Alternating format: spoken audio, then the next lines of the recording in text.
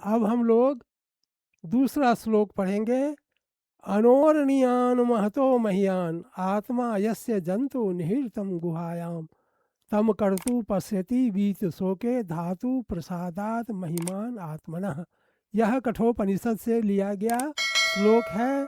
तो अनोरणीयान महतो मह्यान, अनोरणीयान महतो मह्यान, अनोरणीयान महतो मह्यान, तो कहता है कि छोटा से छोटा और बड़ा से बड़ा। बड़ा कितना विशाल? अर्जुन को भगवान श्री कृष्ण महाभारत युद्ध के मैदान में अपने विराट रूप का दर्शन कराए थे। अर्जुन हतप्रभ रह गया, भौचक्का हो गया, और वह इतने विशाल रूप भगवान का देखा, इतना विशाल रूप देखा कि वह भावुक हो बैठा। तो अनोरणीयान महतो मह्यान, छोटा से छोटा और बड़ा से बड़ा।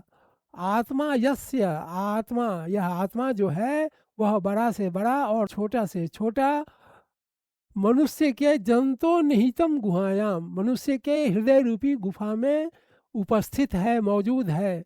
अनोरणीयान महतो मह्यान, अणु से भी छोटा और महान से महान आत्मा जो है वह मनुष्य के हृदय रूपी गुफा में उपस्थित है, मौजूद है, विद्यमान है। तम कर्तुम पश्यति बीत शोका, तो जो बीत शोक लोग होते हैं, जो विद्वान शोक रहित होते हैं। बीत शोक कौन होगा? जिसे न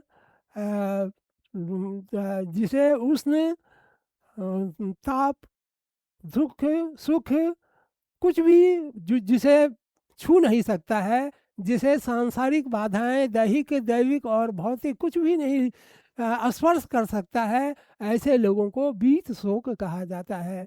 तो बीत शोक विद्वान लोग जो होते हैं वह शोक रहित होकर धातु प्रसाद महिमान आत्मना, उस ईश्वर का, उस परम पिता परमात्मा को देखते हैं। तो हम लोगों ने पढ़ा, मनुष्य के हृदय रूपी गुफा में अणु से भी छोटा और महान से महान आत्मा उपस्थित है, विद्यमान है, मौजूद है। विद्वान लोग जो होते हैं वह शोक रहित, बीत शोका, शोक रहित होकर उस परमात्मा को, उस परमात्मा का दर्शन करते हैं, उस परमात्मा को देखते हैं। तो हम लोगों ने अभी श्लोक जो पढ़ा वह कठोपनिषद से था। अब हम लोग जो तीसरा श्लोक पढ़ेंगे वह मुंडकोपनिषद से लिया गया है। सत्यमेव जयते नानृतम सत्येन पंथा विततो देवयानः येन आक्रमन्ति ऋषयः आप्तकामा ही आप्तकामा यत्र तत्र सत्यस्य परमं निधानम। ये मुंडकोपनिषद से लिया गया श्लोक है। सत्यमेव जयते, सत्यम एव जयते न नृतम, सत्य की विजय होती है। हमारे भारत सरकार के वाक्य में लिखा गया है, आप जो भारत सरकार का चिन्ह है उसमें भी अशोक के अशोक चक्र के पास लिखा हुआ है सत्यमेव जयते। हम भारतीय मुद्रा में जो बड़े नोट होते हैं उसमें भी लिखा हुआ है सत्यमेव जयते, सत्य की ही विजय होती है, ना नृतम, झूठ की नहीं। सत्य की विजय होती है, झूठ की नहीं। सत्येन पंथा विततो देवयानः, सत्य से ही देवलोक का रास्ता प्रशस्त होता है, प्राप्त होता है। येना क्रमन्त्यो ऋषियो ही आप्तकामा यत्र तत् सत्यस्य परम निधानम। तो सत्य की ही जय होती है, असत्य की नहीं, झूठ की नहीं। सत्य से ही देवलोक का रास्ता प्राप्त होता है, सत्य से ही देवलोक के रास्ते को, मार्ग को प्राप्त किया जा सकता है। ऋषि लोग देवलोक को प्राप्त करने के लिए, ऋषि लोग उस देवलोक को प्राप्त करने के लिए उस सत्य को प्राप्त करते हैं।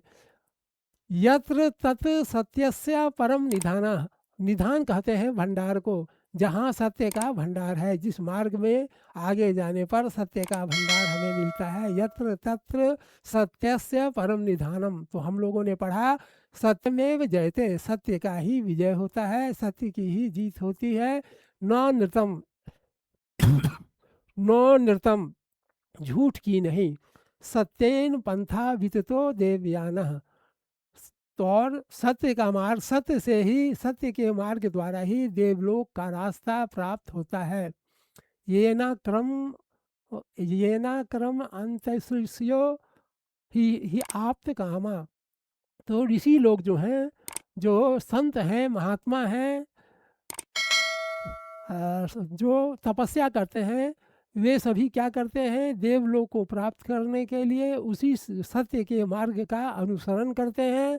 क्योंकि उस मार्ग में ही, उस मार्ग में जहाँ लक्ष्य है, सत्य का भंडार है, यत्र तत्र सत्यस्य परम निधानम, वहाँ सत्य का भंडार है। इसीलिए जो तपस्वी हैं, मनस्वी हैं और जो संत हैं, जो महात्मा हैं, वे उसी मार्ग का अनुसरण करते हैं। तो अभी हमने 3 श्लोक का अध्ययन किया। तीसरा श्लोक जो अभी बताया मैंने, वह मुंडकोपनिषद का था। अब हम लोग आगे पढ़ेंगे।